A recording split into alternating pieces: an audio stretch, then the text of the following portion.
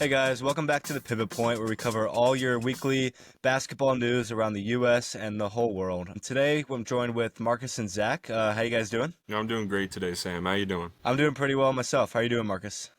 I'm doing good. Just hanging in there. So, first thing on our agenda today is the most recent NBA draft. What you guys think about Ace Bailey? How he doesn't want to get drafted to a top 5 team, and what's kind of going on with him and his attitude? I'm not too much of a draft guy. I will say I don't pay too much attention to college hoops. For you to get my respect, I got to see what you got to do in the league. But I will say, seeing somebody's dream come true and going, I don't know. So many kids would die to be 5th overall, right? I don't know what he went. But so many kids dream for that moment, and for you to finally get that moment, but it's not the place you really wanted to go to. Yeah, I think as a Wizards fan, being that perspective, possibly getting Ace Bailey, I personally think that we may have dodged the bullet with him because his attitude and display towards the game isn't shown well. It's not displaying itself well. You have players who have bad attitudes and whatnot, but on draft night, not being excited to go to a team that you're being drafted to top 5, like you just said, Zach, is just concerning. But I do think the Wizards got a good player out of Trey Johnson, who averaged 20 points, 3 boards, and 2 assists in 33 games at Texas as a freshman. And he's only 19 years old, so I think he has a lot of upside for him. I mean, I agree with the upside portion, and I guess, he is a 19-year-old. It might just be how kids are growing up. I mean, we're only a few years older, but it might just be that maturity moment, I guess, because looking back, every great has their bad moments or lack of maturity. I mean, you're going to see it everywhere, and it's just how he bounces back from this, really, is what we're going to see. Yeah, and I think the other side of that too is that if you're not going up to pre-draft workouts and stuff like that with teams, and you're publicly showing that you don't want to work with the other NBA teams, is that even drafted to the Jazz, so we're a bottom 5 team this past year, but they got players like Walker Kessler's developing. They still got Lauri Markkanen, who was a previous All-Star. It's not like you're going where you don't have positive role models and other players around you that are also in kind of the same position. And even to be drafted to the NBA is a huge accomplishment. And I think it's one of the hardest sports to get drafted in. NFL, you got first, second, third string teams and players and stuff like that. You got dozens of players drafted there. Baseball, you got a ton of players drafted. I think NBA is one of the harder leagues to get to, and kind of being ungrateful of where you're going to in that perspective is kind of rough on his image. Oh, yeah. I mean, there's 2 rounds. 60 players a year at the most are getting drafted. You are top 5 of those 60 players. It's just a shame to see. And you're right. It is definitely one of the hardest leagues to get into. I mean, you have the NFL, 53-man rosters, 52-man rosters. NBA, that's 15 people deep. Yeah, I don't know what else to say with his situation. Hopefully his attitude begins to improve as the season starts, or when he's going to the summer league and stuff like that. If they send him down there at all, that hopefully he starts to develop better with the team. But hopefully Jazz didn't get kind of screwed over with their pick because of that. I saw him in his jersey. He went to the photo shoots and everything, but man, he did not look happy in those at all. But moving a little past the draft, we saw that Cooper Flagg went number 1, of course. Nico Harrison didn't make a bad decision there. But how do we feel about Lonzo going to Cleveland? Well, I think that's a great move for Cleveland. It was a 1-for-1 trade. So Charlotte received, or not Charlotte, the Bulls received Isaac Okoro for Lonzo. So for them, I think that makes their team deeper in the bench with solid players. Isaac Okoro was not a bad player at all. But you get the extra offense with Lonzo Ball when he's not injured.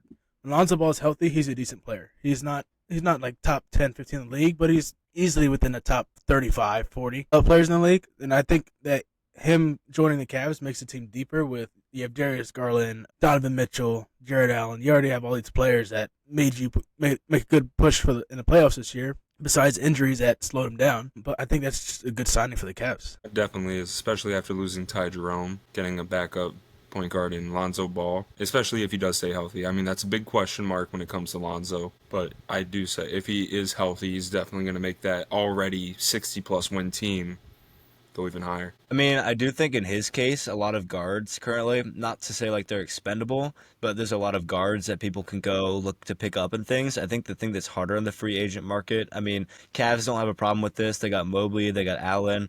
They're pretty much set with their center position. I mean, you still got Tristan Thompson playing at his old age on the court. But I think the other thing that's the problem right now is centers. Like, we see the center market. You had Mark Williams, who went to the Suns, which is kind of unexpected in my opinion. I thought he would have gone to try to go back to the Lakers or even the Celtics pick him up. You had Clint Capella, which the Rockets just picked up. Steven Adams is a free agent, which the Rockets also re-signed. Other than that, you don't have a ton of other center free agent issues. Naz Reid got re-signed as well. So, I mean, kind of what we talked about last week, like the Celtics are in major center problems after they also just got rid of Luke Cornett.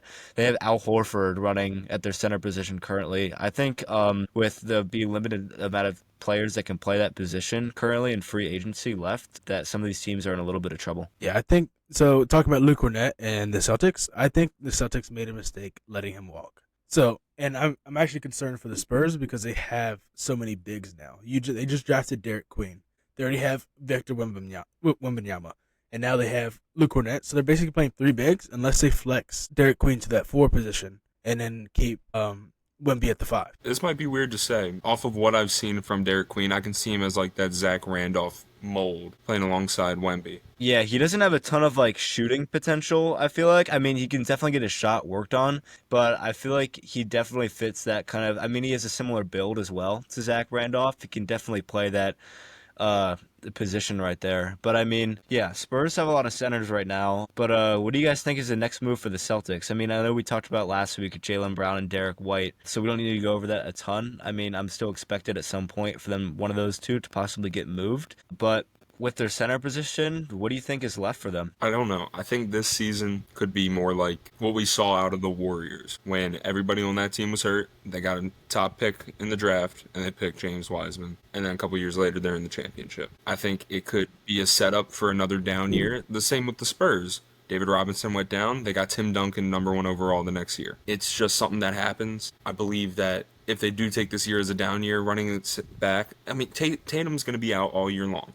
If they run it back with those two, Tatum and Brown, and then pick up somebody in the draft, hopefully with a high pick, I think they can work out real well. Yeah, I definitely 100% agree with that. I mean, Warriors also just lost Kevon Looney. I mean, I know they have Post still on their team, but I think they're also in a bit of trouble with centers too. Both them and the Celtics are missing those few key big man pieces. I mean, you still Draymond, but he's more of a 4, and with running him at the 5, with him being 6'7", he's not going to match up against some of these bigger teams. Like if you're going against a team like the Cavs, for example, and they're running Mobley and Jared Allen at the same time, 2 big 7-footers, I don't think you're going to be able to keep up with that. Or even with the Rockets running like Adams and Şengün at the same time, I don't think these teams running these small ball lineups really anymore is going to keep working. Yeah, I agree with you there because, I mean, the Warriors losing Kevon Looney, I feel like was a good thing for the Warriors, but also a bad thing. So he would slow them down a little bit, and he wouldn't be able to keep up with the other centers, which is why they would have to go to a small lineup with Draymond Green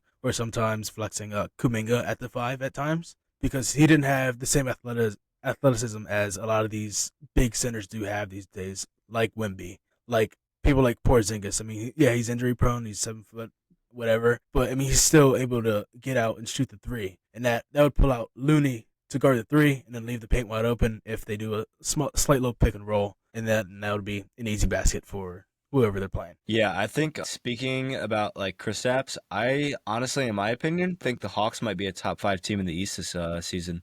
They're looking really solid on paper. I mean, I bet Trae Young's pretty happy with the pieces they picked up so far and the players that are developing. They got Zach Ricochet, they got Dyson Daniels coming in, continuing to get better. They now got Kristaps. You got Trae Young, of course, and then you got Onyeka Okongwu. I don't know if they're gonna play double big man or Kristaps or him is gonna come off the bench. I wonder what they'll do there.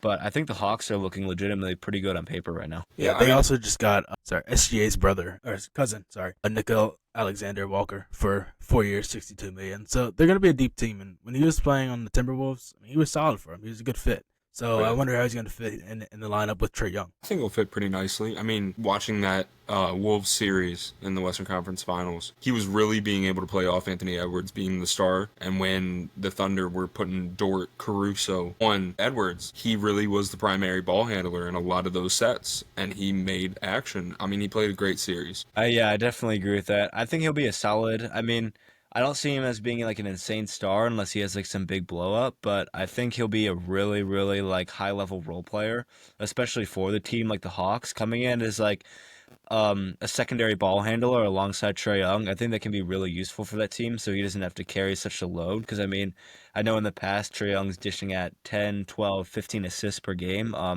But now you have Alexander Walker to pick up some of that load. But kind of talking about moves or teams that have picked up like new players or gotten those moves, I kind of want to turn back to the Rockets because I was thinking about it earlier. What is going to happen with their starting five?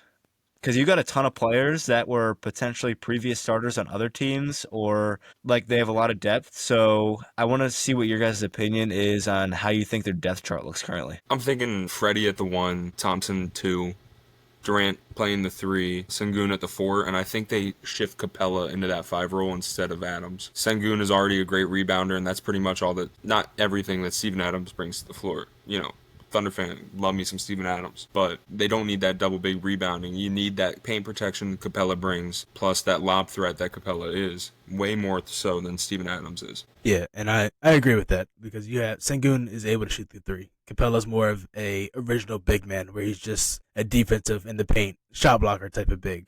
And then with the Rockets, you also have on the bench you'll have Steven Adams coming back off the 5 to sub out for Capella, and then you can have Jabari Smith Jr., who just extended with them, playing the 4 where Sengun played. So I think like they're going to have a really deep team, and it's going to be hard as a coach to make those decisions on who or where you want to go where, and or who you want to put where, and like how you want to match them up versus the team that they're playing against. Also, didn't even think about this until right now.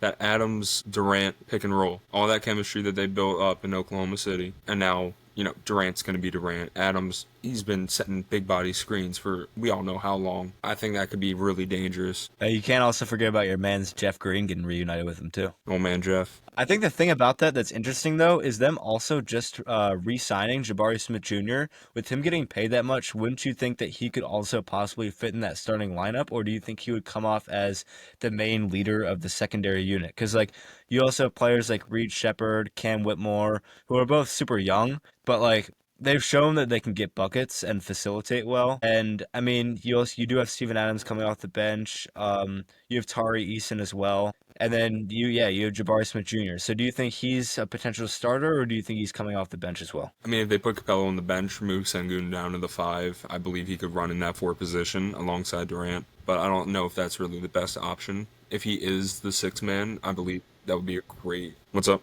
I have no idea what just happened. But so I think the Rockets' main issue would be because they just signed Dorian Finney-Smith as well. So that's digging deeper into their bench with these young players that are now veteran players. They signed DFS for 4 years, $53 million. So you're gonna think he's gonna have something to do with being in that top 8, 9 players in the starting lineup. So are you gonna bump down Reed Shepherd? Are you gonna bump down Tari Eason? These young players that the Rockets have is becoming a little full for them. And what are they going to do with that? Yeah, that's a fair point. I think a depth chart is a major issue for them, especially with trying to develop the younger players they do have alongside signing veterans like Dorian Finney-Smith or Clint Capella. I think that could cause potential problems with them. I do think that running Kevin Durant, though, at the 3 is the best choice for them, especially with size-wise. But another team that's a little questionable, I think, right now is also the Grizzlies. I saw that Jaren Jackson just got re-signed for 5 years, $250 million. But I also, towards the end of the season, we saw things of speculation of Ja getting moved from the Grizzlies or traded. What do you guys think about Ja Morant and if he's staying or if he's going or what their potential roster could be? Well, if I'm the Grizzlies, like Ja is the guy. Ja is the guy you want to build your team around. He's proved himself. He had a rough year this year with a bunch of ankle injuries, which slowed him down a bit. But that's your guy. And you start with building around with your big man and Jaren Jackson Jr. They already have Zach Edey. They'll play Zach Edey, Jaren Jackson Jr. at the 4 and 5. I mean, I feel like that would work good for them. Jr. is able to shoot the 3, and Edey is a big man and a paint protector. So I think if they build around Morant and they're able to find those people in the 3 position and the 2 position, then that they would be a contender. I give them a year or two and they could be a contender. It just depends on how they're going to build these teams, how they're going to build their team. Yeah, I think they do got to let Zach Edey develop a little bit more. I think he could be really solid, especially if he learns to shoot the ball a little bit more. Being that size and being able to shoot, like, I mean, we see it with Wemby whenever he plays with the Spurs. It's pretty much impossible to guard. And I think paired with Jaren Jackson Jr., if they keep Ja and keep working around him, I mean, they have other rookies. They got Scotty Barnes Jr., who just came up recently, big for him this past year. They just got rid of Desmond Bane, but the amount of picks they got from him, too, I feel like if they continue to build, I think they could be really solid. But that's all I have with the Grizzlies right now. With the Pistons, what do we think about Malik Beasley? Do we think he's going to have another situation? Is he out of the league? Like, what do you guys think is up with him, too? Well, we already saw this happen with Jonte Porter Jr., Michael Porter Jr.'s brother. So, I mean, gambling is a big thing, and betting on your games is a big thing. To be betting on either yourself or your team, that should, kick you out of the league.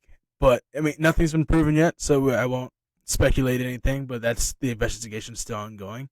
But I do think that the Pistons are looking to move forward away from him now after signing Karis LeVert for 2 years for $29 million, and they just signed Duncan Robinson earlier for 3 years, $48 million. So I think that gives them a little more depth where Duncan Robinson could fill in the Malik Beasley position. Yeah, I think in a way, Duncan Robinson almost is kind of like another copy and paste version of Malik Beasley. I mean, they're both good 3-and-D players, and that's basically what they're both used for on their past rosters. Neither of them did like a ton of ball handling or facilitating. So I think picking up Duncan Robinson, if they expect to get rid of Malik Beasley or if he's punished by the league in some sort of way, I think that's a good choice for the Pistons, kind of fill that role for them. So, Zach, you happy with your win with the Thunder? I'm very happy with the Thunder. It was a great season.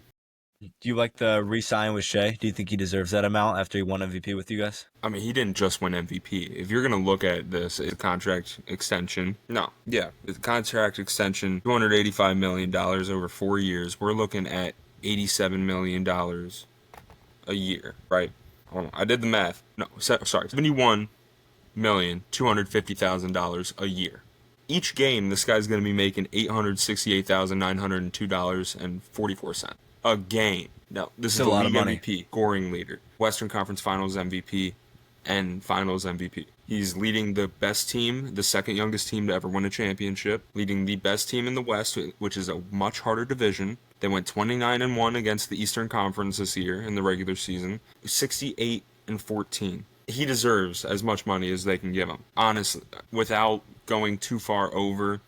I mean, it's a Supermax extension. I mean, how much else are you going to give him? But they still need to look for guys like Dub, Chet, those key guys to keep us going. With that contract extension, though, I mean, how do you feel, like, if Jokic didn't win previous MVPs and that many, do you think that the MVP race would have been a lot closer than it was between him and Shai? Because averaging a triple-double, I mean, it's only been done by Big O, Oscar Robertson, and Westbrook before. So I think, do you think it would have been a lot closer or no? I mean, I think this race was neck and neck the whole way through. To be honest, there were some weeks that I was like, oh, Jokic has this, and then other weeks I'm like, oh, shoot, SGA. I mean, it's hard to say. I love Westbrook, but I think what he was able to do for so many years, I think that brought down the incredibleness of a triple-double. I mean, he averaged a triple-double over 4 years. That's very impressive. And now you're seeing people with triple-doubles, and it's like, that's awesome. But I don't think anybody's going crazy unless it's Jokic's, 60, 30, 20 or something, some 2K stats. Like, unless you're putting up numbers like that, nobody's going to be like, oh my goodness, this is amazing. I mean, I think what Jokic did is really impressive, though. It 100% is. I mean, yeah, but, I feel averaging a triple-double in the league, consistently over the whole entire year, I think it's hard. With, the amount of games that players miss nowadays, too, and, slumps that players can have, to have that continuously over the whole entire time, yeah, I think that just, goes for itself. I mean, not discounting what Shai did at all, but I think a triple-double is just, insane. Trust me, I get it. And I'm not trying to take anything away from Jokic by saying that. I'm saying the casual fan doesn't think it's as impressive anymore. Us NBA nerds, I'll call us, we're looking at that and it's like, oh my goodness, he averaged a triple-double. Like I said, I had Jokic winning, I had Shai winning, and it was back and forth. I don't like how they didn't announce it until after the second round. I think that it should have been announced right at the end of the year, but because a playoff series should not give a regular season award if that was the case. I don't know. I do agree with that. Marcus, how do you feel about this past MVP race? I mean, just like Zach was saying, I think it was really neck and neck. But I think from my perspective, like, I'm a big guy. Seeing Jokic put up these numbers, these triple doubles in all these games, assist wise, you don't see that from centers anymore. I mean, you're starting to see it now again because the game is developing and evolving around these big men, being able to shoot a three and play a great defense in the paint and the perimeter. But like in the end, SGA did have a great season, and he helped lead his team to a championship. I think that if he was injured some of that season, and the Thunder wouldn't have gone 68-14. They would have gone way less than that. And I could say the same thing about Jokic when he's on the Nuggets. These two players are game changers for the team. Absolutely. Now, I see a lot of people saying without Jokic, it would have been a bottom 5 team, which statistically we all saw the point differential when he was on and off the bench was ridiculous. But I don't think it's bottom 5, but I think the same thing does go along with SGA. You saw earlier in the year, we didn't have Hartenstein. And then Shaq goes down with his injury. And then for 3 weeks, Jalen Williams, J-Dub, was playing the center position every game. If Shai was out for that entire season, honestly, a month of it, we're losing almost every single game, especially if it was during that time. We all had injuries. It's just... I do agree with, like, the injury part, and I think that, like, if either player was down and out for a while, I think both teams would have suffered a lot. But in the Nuggets' defense, I do think the Nuggets would have had a lot worse roster. I mean, you had J-Dub. He was an all-star this past season. You got two insane big men. You got Lou Dort and Caruso, amazing 3-and-D defenders. I think the Nuggets, they had a lot less depth than the Thunder had. And I think if Jokic went down, if he's getting like 10, 15 assists every single game, and he's basically the whole supporting of that offense. I know he was playing like 40 minutes a game too. I think if he goes down, I do think the Thunder would have been a bottom 7 to 5 team. Because we don't, like back with the triple-double, we never see that. But, like, having a triple-double is also showing you're carrying the main offensive load for your team, as well as you're also getting those defensive boards and hustling back. I mean, we've seen plays throughout the year of Jokic turning to Tom Brady and shucking full-court shots and passes down the whole entire court and getting assists, through a full-court lob at one point. Like, the stuff he was doing is insane, but I think if the Nuggets didn't have Jokic for a while, I mean, we've seen from their box plus minus as a team with him on and off the court that it would have been pretty detrimental to him. But kind of with the Nuggets on topic, with them getting rid of Michael Porter Jr. and then adding Cam Johnson, do you guys think that improves their chances at another run possibly this next year? And they also added Bruce Brown too on the side with. All right, I was gonna say, when I saw that when they signed Bruce Brown, I was ecstatic. Watching that entire series against the Heat in the finals, watching Bruce Brown going at it, it was amazing. The fact that they lost him in the first place, terrible decision.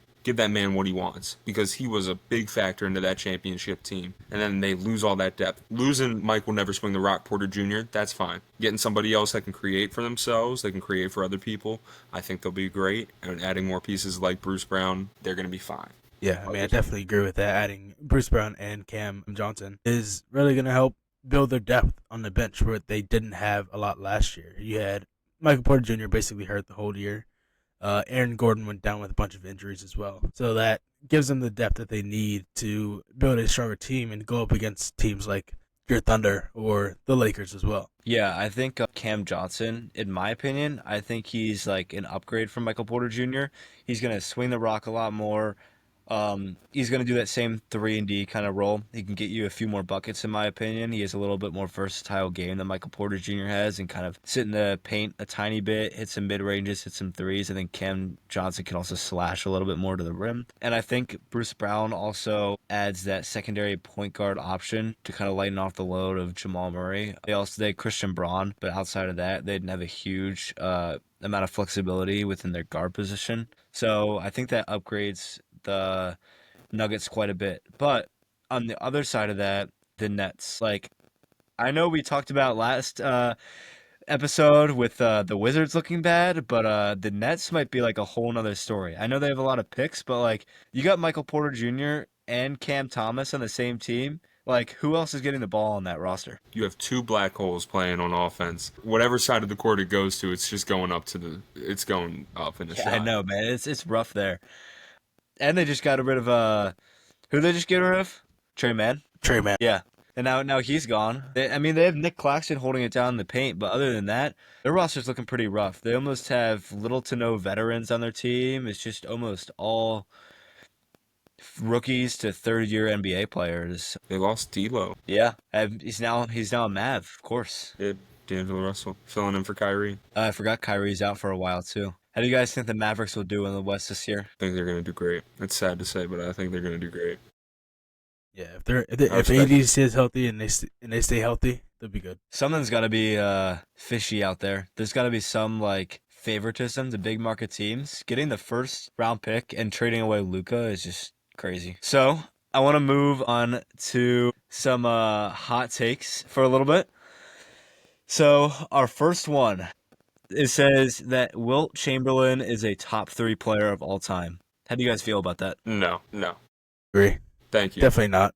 Thank you. Sam? Yeah. Sam? Yeah, what's up? How do you feel about this? I don't think he's a top 3 player of all time. I do think he falls in that high level, possibly top 3 athlete of all time though. Or like with his athleticism. Like being that 100%. big, being able to score 100 points, even if some people think it's fake and they don't have any tapes of it apparently. I do think being able to do that, I mean, I've seen things where he could throw like a football underhanded, like an insane amount of yards. He competed in the Olympics at one point and like other events as well. But yeah, I think what Wilt Chamberlain did athletically was insane, but I don't think he's a top 3 player of all time. Yeah. I mean, in the NBA, no. But you've heard the stories. I mean, he's grabbing the top of the backboard, putting like quarters up there or something. Whatever they were saying. 100%. He's an Olympic track and field athlete. Great NBA player. I mean, I don't have him as my top 3 of all time, but I definitely have him lower 5 to 10 range. For our next hot take, do we think that Kawhi Leonard had a top 3 playoff run of all time with his 29? What do you guys think about that? So I'll let you go, Evan. Yes, I think he did. That's all I'm going to say. That's literally it. That's all I need to say. Totally. I mean, when he hit that shot against the 76ers and I stood there and watched the bounce around the rim and drop in, I mean, that was insane. I don't know about y'all, but is this the dagger? Chills. Every time you would watch it back. What a call, Kevin Harlan. Beautiful call. Great call by Kevin Harlan. Seeing him cry walking back into the locker room. How do you guys feel about his new little free throw ritual? Do you guys know what I'm talking about? Yeah, I know exactly what you're talking about. Hey, man. No, Embiid. Hey, whatever works. So if they say if it ain't broke, don't fix it. So tell them not to fix it, man. You seen that, Zach? I don't think I have. I need to see this. You see him do the little scratch and sniff before he shoots the free throw? I did see that. My gosh. Dude, that was insane. When I saw that, I was like, come on, Embiid, what are you doing, bro? Dude, it's a sweat gauge. He's got to see how much it smells before how much power he puts in. If it ain't broke, don't fix it. I mean, the least he can do is stay healthy. Like, 76ers, like, not even being a 76ers fan, bro, but, like, it hurts just watching them. Like, Paul George, Embiid, like, they got Tyrese Maxey and Jared McCain carrying their team right now. McCain went down. Well, I mean, before he went down, though. Yeah. He looked good, too, before he went down. He did. Definitely Rookie of the He Year. was really good. Yeah, I mean, McCain's stats were insane. His stats on the court and his stats on TikTok as well. That's crazy. Hey, you can't lie. He was getting views. You're crazy, Paul. Yeah? No, he's getting views. All right, we got a little off topic there, but on to our next take. Do we think that Warriors team with Clay, KD, Draymond, and Steph is the best dynasty of all time or not? No. With those 4, no. I don't know. Like, I feel like yes. It's like yes and no. Because the team with LeBron, Chris Bosh, D Wade, Ray Allen, like that year, that team was good. But it's like it's a close second, you know. I don't know. To me, it's up in the air. With those 4, we're talking Curry, Clay, Durant, Draymond. You know, they lasted 3 years, and in those years, they went to 3 straight finals. They won 2 of them. The third one, Clay and KD went down with injury. But the things that make dynasties great is being able to work together on the court, even with the stuff that happens off. I mean, we saw Shaq and Kobe. They did not like each other while they were playing together. But when it came to the game, they were in it. The beef between Draymond and Durant broke that team apart, lost all the chemistry, and then they didn't even appear in the finals again until 22. I think the big three of Clay, Steph, and Draymond, I think that is a bigger contender for a better dynasty than having Kevin Durant in there. Not just because I'm not hating on KD. I just don't think it worked out too well between him and Draymond enough. They could have easily won 5. Yeah, no doubt. They swept almost everybody. Almost perfect playoffs. But if you can't keep the issues behind the court. I mean, Draymond punched Jordan Poole, for God's sakes. That was rough, man. Like, some of his off-court behavior is and on-court behavior is a little questionable. Definitely on-court behavior. Yeah. I mean, do we think that Warriors team is better than the Bulls dynasty or no? That 2017 is beating the Bulls every day. No, but, well, yeah. If they went on a one-on-one matchup, I do think with, like, their skill level, I think they could beat that Bulls team. But, like, the significance of their championship and, like, the Bulls going back to with a three-peat compared to what the Warriors did, like, do you think that was a greater feat, or do you think the Warriors still have that over them? I'll let you go. You supported the Warriors. I'll support the Bulls on this one. Well, I was just going to go back to the Draymond on the court stuff. All right. So I think Draymond just has a bad narrative towards him. I mean, if you look in the WNBA, same thing happens to Angela Reese. Like, I was watching the game the other week, and she literally got her hair pulled. And then she went after the other player, and fans started hating her. They're like, why is she doing this? Like, she literally got her hair pulled, and it was intentional. And she got teed up for it in the end. It's like, it's a narrative. That's why Draymond always gets teased. I'm trying to think of who else always gets teased. Pat Bev. I can't. Yeah, Pat Bev, Dylan Brooks. Like, there's a narrative on players and, like, the reality of them, I believe. You gotta have a villain in the NBA. You gotta have a villain. I get the narrative part, and you could easily point to that Sabonis incident where he ended up stomping on him because Sabonis pulled him a little bit. Yep, that's fair. Tell me why I had to watch Steven Adams get kicked in the junk not once but twice in the same series, and it wasn't anything. He went up, missed a shot, and then it's just kicked as hard as he could. It's just unlucky. Just unlucky. Just unlucky, man. So unlucky he did it to LeBron and got suspended in the finals. I don't know. I think it doesn't get much worse when you punch your own teammate in the face, though. Like that's just like a why. Yeah, it doesn't really help the narrative at all. But don't get me wrong. I think Draymond is a wonderful NBA player. I have him a lot higher than a lot of other people do. I've talked to many people at the basketball courts about this exact same topic of where we have Draymond Green as like a top defender all time. But off the court actions, sometimes on the court, I know play physical, play hard. I get that. I don't know, some of the stuff. I mean, the narrative part of it, sure, yeah. You hear a lot of bad stuff about him. I don't know. I feel like people are going to start getting nostalgic about it and then starting to turn around on Draymond. Yeah, that is a fair point. So, with that being said, just kind of on that topic, who do you guys have in your top defenders of all time? Like, where does Draymond rank against that? I have Draymond high, like a lot higher than are we talking top 5, top 3, top 10? I think he very well could be top 5, even top 3. Top 5? It would be difficult to. Yeah, I gotta have everything in front of me. Maybe 4. He might be at the 4. I can see him being top 5. That's not crazy. Top 5. All right. Do you got Dennis Rodman above him or no? No. Really? Not? You don't have Dennis? Dennis Rodman, I think, is a better hustle player. Definitely went after a lot more. You gotta love Dennis, right? But he doesn't have the Gary Payton. Gary Payton's a guard defender. Draymond could guard 1 through 5.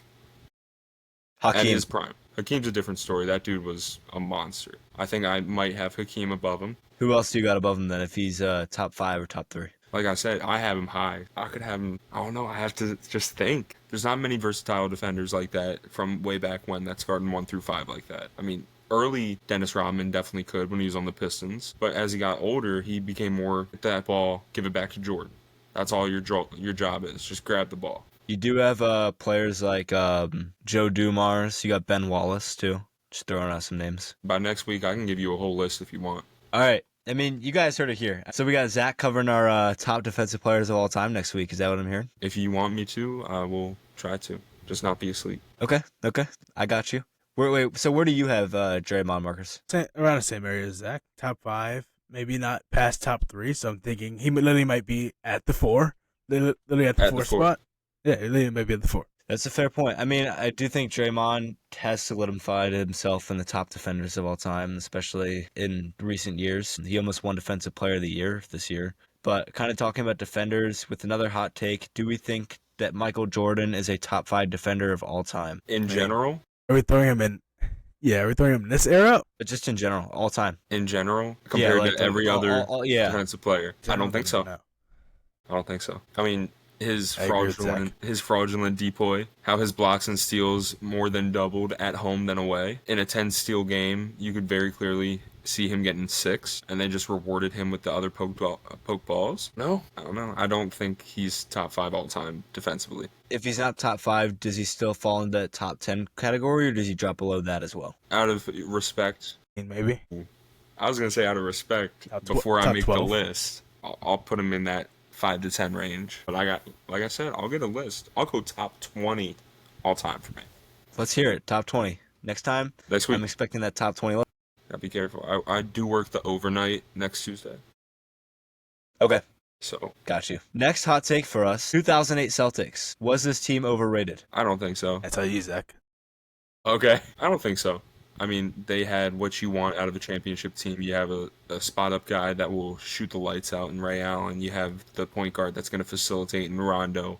You have their star player as Paul Pierce, the guy that's supposed to lead the entire team. A defensive anchor that can also get buckets on the other end. True, called Bank. Bank is open. That game winner, yeah. But no, you have a guy like Kevin Garnett's going to lock you down on defense, and he's going to come over on the other direction and hit you with a jab, midi, cash. And then you have Big Perk holding it down at the 5.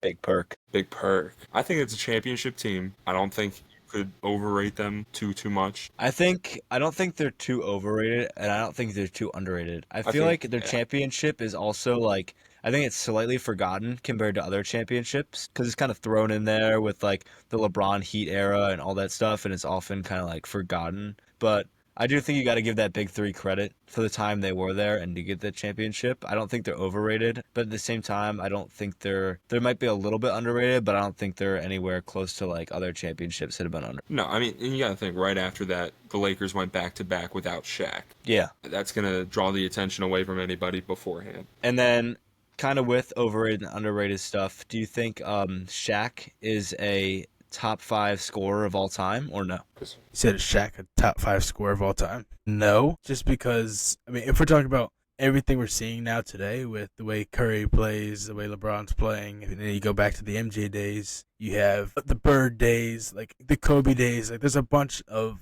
lot of people that I guarantee you can just sit above Shaq.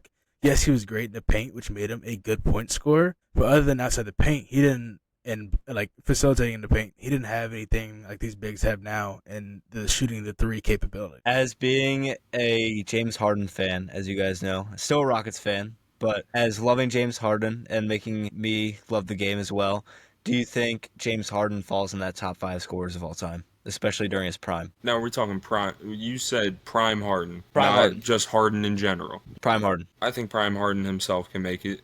But Harden in general, I think no. Do you think Harden had the best offensive prime in NBA history or no? Because I've seen that debate gone around quite a bit. I mean, averaging close to 40 for around a month with getting triple doubles. I mean, at one point, like his over and under was 45. That's nasty work. That's disgusting. Yeah. Like I mean, it's prime. Yeah. I mean, yeah. There's no doubt. It's just now we're talking about like if we talk about his career. Top 5, iffy, probably not. I think so. But I mean, his prime, yeah. I mean, he's one of the more dominant players in his. I mean, if we're going prime for prime with scorers, I still have KD above that. T-Mac, easy money sniper. Oh, what? Oh no, no, not you, Marcus. Not you, Marcus. Sam's like, no, that's just a good take. I love T-Mac. You can't go wrong with T-Macs. Scoring those all the points in those few seconds. Oh, you're ready to defend his life. I was ready to defend T-Mac on that one. And man, I love T-Mac, especially when he was on the Rockets. I think if him and Yao Ming weren't so injury prone and got hurt, I think they could have gone a lot farther. That's a stacked West though, early 2000s. But you got Yao Ming. You can't hate on Yao Ming, man. You can't hate on Yao Ming. If you hate Yao, I don't know what you're doing. Have you seen the clip where Shaq's like, I didn't even know he spoke English, and he goes like, "Yeah, bro, good shot," or something like that? See that clip? Yeah. that one's great. I do think. No, go ahead. I do think Harden, I think he has in his prime the top like offensive prime of all time. I mean, averaging that amount of points and getting triple doubles on top of that. I mean, he was dropping 60, 50, 50, 45, 60 like consecutively, like over a whole month. Like I don't know what was going on in his life, but that man was like going crazy. You can't deny that. So Zach, what hot take did you have for us? I was gonna say I might have Melo above Harden. Carmelo Anthony? I think he's a 3-level scorer, much better than Harden was. Don't get me wrong, Harden had his moves to get himself open, that double step back, crazy. Had people guarding him from behind, wild, Ricky Rubio. But Melo can get open in a phone booth. There's nothing you can do to stop Melo from a mid-range J off glass, straight up. And I do think he had a better dunk package as well. Yeah, I mean, Harden's, I wouldn't say rim grazing, but he's not throwing He's not everything throwing down back like that. scratchers and stuff Yeah, like no. that. No. When I think of pure No. scoring, I'm looking at multiple different levels. Harden did have a nasty floater, 2017-8, but that also helped with the fact that he had a lob threat in Capella. You never knew where that ball was going, whether it's up in the basket or try to block the pass. Yeah, I think Carmelo Anthony did have an insane prime. I mean, it was kind of sad to see his fall off. I mean, with you talking about Carmelo Anthony, it kind of got me thinking. Not that he had like an insane offensive prime or anything, but I think a player that sometimes goes really underappreciated and under the radar, and then you see him sometimes in the media a little bit, is J.R. Smith. Like, some of the posters that man had was insane. Like, when he would like dial the ball the whole way back, I love watching J.R. It was great. JR was great. Even on the Cavs, the Knicks, the Nuggets, like, Minus game one in the I don't know. finals. Yeah, JR minus that was one game. great. Not even that one game as a whole, just, the last 15 seconds. Yeah, pretty much. When he almost mounted that comeback at one point, though, like, that was insane. You gotta show love for JR. Kind of off topic, but still covering basketball news. Have you guys seen any of that, like, Big Three tournament with, like, you got Michael Beasley, Lance Stevenson, Dwight Howard thrown in there? Yeah, I was watching it sometime earlier last week now. But I mean, it looks like a fun tournament. I mean, is he literally playing half court? I mean, Dwight Howard was going out there.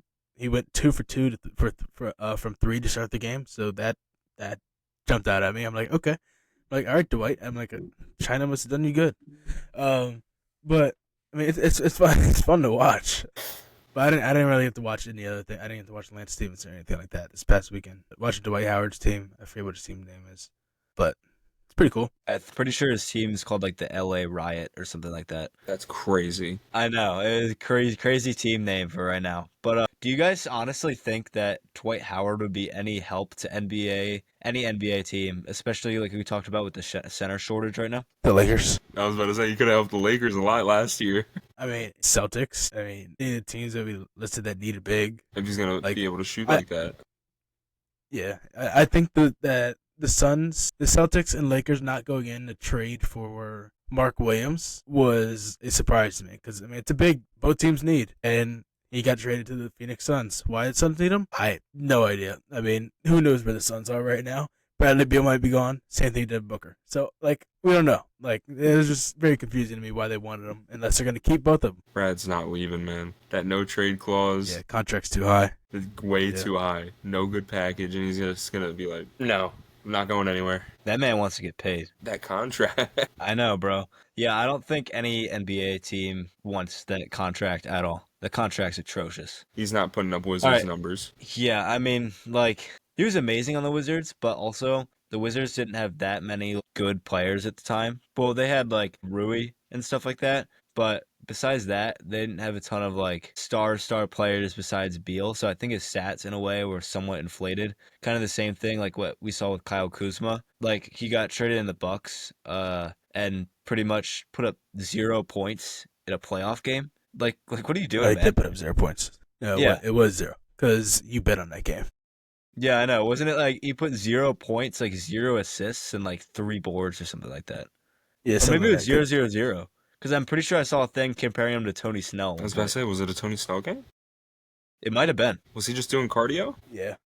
It's Kyle Kuzma, man. You never know. True. But I'm actually really surprised. Something that we haven't gotten to yet today is Damian Lillard. Why they would get rid of him compared to someone like Kyle Kuzma, who pulled a Tony Snell. What do you guys think about that? Where do you think the Bucks' headspace is at right now, and where do you think Dame could possibly go? Let's start off with Marcus on this one. Yeah, he saw me sit up in my chair for this one.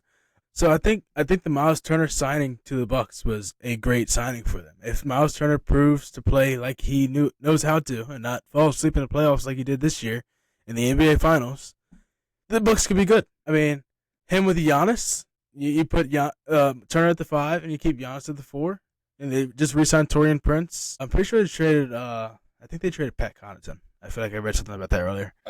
I did see something about Pat. Are you talking about Torian Prince and Darvin Ham, NBA Cup legends? I mean, they re-signed Prince. Re-signed Trent Jr. Prince was, I think Trent Jr. is a good sign for him. Trent Jr., he's an underrated player. Like, he has the ability to be good if he gets the playing time that he needs. And if Connaughton is gone, I think he does get that playing time. Connaughton's gone to the Hornets.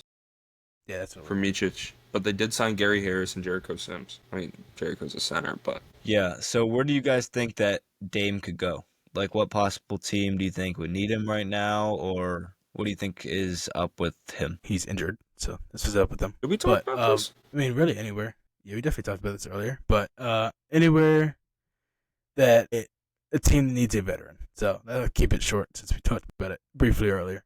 But anywhere that needs a veteran to help coach his young players, since he will be out all next year. I think the interesting thing is that once, like, when Dame was on the Trailblazers, again, kind of with the stat inflation thing, but, like, he was considered a top 5, top 3 point guard when he was there. I mean, he was going crazy, 60-point games, like, Dame time. But once he hit the Bucks, it kind of, like, went pretty south for him. I mean, he wasn't getting, like, wasn't putting up crazy numbers. He's still averaging, like, 24, 23 points a game. But, like, he kind of fell off once he joined the Bucks, and I'm wondering whatever next team he joins, if his stats will go back up or if he's kind of on his way out. Because it looked like he was slowing a little bit down, and especially with his recent injuries, it's looked a little rough for him pretty recently. I mean, I don't think it's him so much slowing down as it is him with another primary ball handler in Giannis. I mean, like you said, the inflation, he was the primary ball handler in Portland for 11 straight years. He was getting whatever shots he wanted whenever he wanted. And his running mate was CJ McCollum. No disrespect to CJ, but I'm shooting that ball too. But now you have Marcus. What is CJ? CJ McCollum is a Wizards legend. Wizards legend. Hope to see him in person this year. Yeah. But I mean, you're playing with a guy like Giannis, a former MVP, former DPOY, NBA champion, Finals MVP, put up 50 in a Finals game. Giannis is going to be the guy on that team, and you just need to accept that. And him still putting up 20, what did you say, 28? 26? Yeah. He was putting up like 23, 25. He had a few bigger games, That's but not even nothing bad. like too insane. No. Because he's 100% the second option on a team that's built for Giannis. He's getting his own, and it's just unfortunate. I mean, I don't think the coaching decision with Doc Rivers was a great decision earlier in the year, but they rocked with it. I honestly think the Bucks should have kept him. No, I agree. And I also saw that Giannis wasn't too happy. He posted about it with that move. So do we think that this reopens up more conversations with Giannis leaving? I mean, it's really going to depend on the team. Yes, he might want to leave, but also I think his heart says stay in Milwaukee. I mean, that's where he won a title. That's where he won his Defensive Player of the Year. Like, he won so many accolades there that him leaving might not hurt him, but it'll take not pressure either. I don't even know the word I'm looking for, but it'll make it feel lighter but heavier at the same time, if that makes sense. So like him going to, let's say, the Spurs, because everybody wants Wemby and Giannis. I'm like, Jesus Christ. But like that'll make him feel heavy that he's leaving the town that he won a championship with, leaving all that behind. But also it'll give him a new path and new ways for him to improve his game and possibly win more championships if he does somehow go to the Spurs. Yeah, because if Giannis and Wemby on the same team, don't even know what that'll look like. I mean, I don't know about y'all, but I feel like we hear the same discussion every year during the regular season, before the trade deadline, and during the offseason. Every year he wants out, apparently, and then he's like, no, I don't want out, I want to stay, but give me some people to work with. I don't like it anymore. I want to go. Give me some pieces I can work with. He's back and forth constantly, unless Shams is just reporting on nothing and is going on hunches. I don't know. We hear it every year. If he does go, it would be crazy to see where he ends up. If he does end up in San Antonio, I don't know how I would see that working out with Wemby alongside him. It could be interesting. It could be a failure, honestly. That would be a crazy roster. Stephon Castle. Dude, you got, yes, Stephon Castle at the 1, Aaron at the 2. I mean, those two are probably interchangeable. Yeah. Wemby at the 5, of course, Giannis at the 4, and what do we got playing the 3? You got Jeremy Sochan, or you got Devin Vassell? Pick somebody else that can shoot the 3. Just a 3 and D player? Just plug him in. Solid 3. And it just drafted Dylan Harper, so that is a number 2 overall pick right there. So, I mean, Spurs are going to be good. If they're healthy, they're going to be good. Oh, yeah. Yeah, I think Spurs are going to be... I mean, for some reason, if the Spurs got Giannis, I mean, I think they would have to trade either Stephon Castle or Dylan Harper in that trade to get him at all. But if they did get him, that would just break the league. Like, it might not be as it could be close to as groundbreaking as a Luka trade, but it would be more groundbreaking than the Luka trade. Really? You think that? I think that's a hot take itself. I think it would. I mean, Wemby, Giannis going to the Spurs with Wemby. The Spurs already still have Chris Paul, point guard. Just want to point that out. But like, this team's just only gonna get better if they add Giannis. Yes, they may get rid of.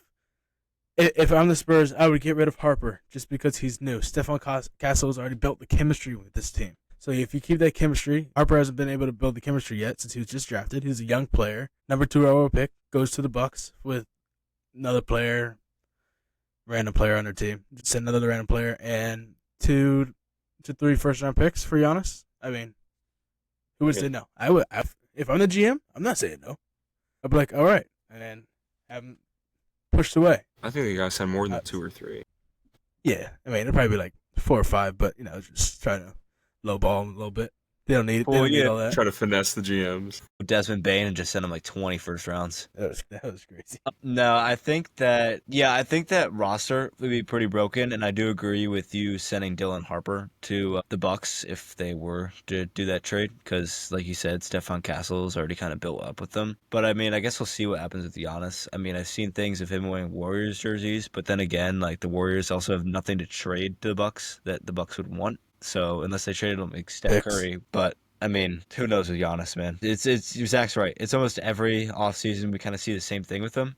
I do think that is a hot take though with the Luka thing. I think what made the Luka trade unexpected and groundbreaking is that it happened at like 11 p.m. and it was just so random. Like Luka wasn't in any trade talks, neither was Anthony Davis. No one thought the Lakers or Mavericks were going to trade anything.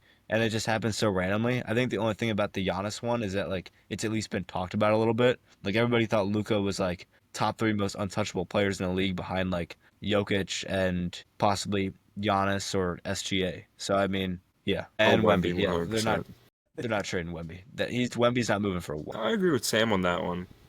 It happened 12 o'clock at night. It's star for star, back and forth, because it's not going to be Giannis for Wemby, obviously.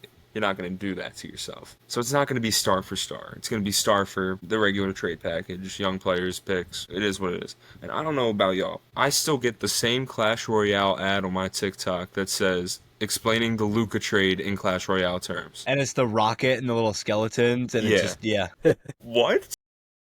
Like, if you see Clash Royale pulling on NBA trade for an advertisement, you know it was big. That's a crazy trade. Yeah, well, I just think that the window for the Lakers in that trade isn't as big as the window would be if Giannis went to the Spurs for a championship. Giannis is still he's not even approaching 40 yet. He's younger, 30s, I believe. I think he's 30. So like, I mean, that's Wemby's young, 20, 21. So I mean, that window just expands for them, and I could see them being a super team, like one of the super teams that we haven't seen in a while. If Giannis does somehow end up going to the Spurs, that's the only reason I think that's a bigger trade than the Luka AD trade. That was just a 1-for-1 straight up, basically. Or no, Max Christie went over to the Mavs as well, but with LeBron on the team, so LeBron might have a year or two, and that's if he wants to stay with the Lakers, because I mean, there's been questions with that. But I mean, you have Austin Reeves, Luka, and that's really it for the Lakers at that point. So it's like right now is the Lakers championship window. You either win this year or you're not going to win for a couple more years until you build your squad again. Yeah. Didn't LeBron just resign recently, or am I He opted into his player option, which is weird. Okay, yeah. Because when he's up for his player option year, he signs an extension and opts out of his player option so that he can stay longer. But everyone's going crazy that he opted in this year for what was it, 58, 56.7. I think I saw that. Anyways, a lot of money. Just opting into that instead of let me get another 3-4 year contract, stay here. So it could How be long like do a you guys final. think LeBron is left? This year, maybe Really? You think he's waiting for Bronny or no? I meant not Bronny.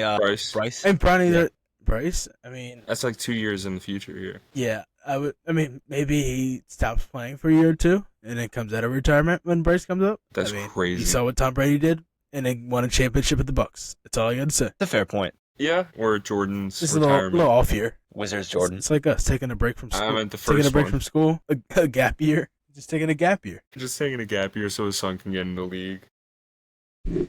Yeah. Well, guys, I think it's time for you know what Marcus's Wizards Player of the Week. Let's hear it.